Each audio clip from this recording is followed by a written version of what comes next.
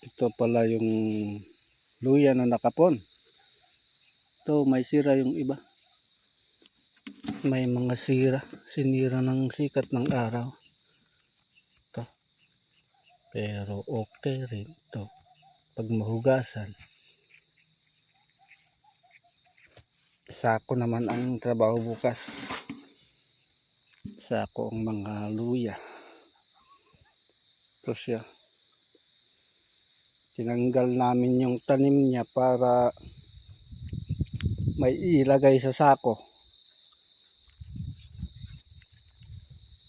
So yung nakapon. Nakalagay sa may kanal. Kung ko bukas. Ilagay ko sa sako. Ito siya. Marami-rami rin.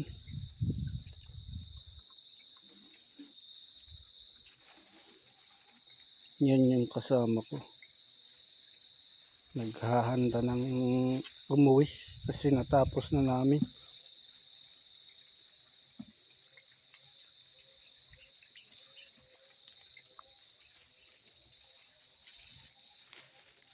Ito, mahirap tanggalin pag ganito.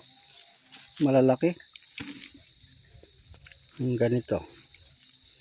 Mahirap siyang kapunin.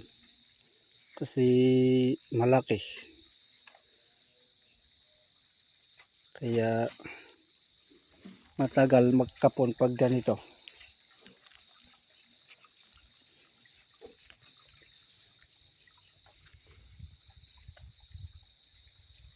Uwian na.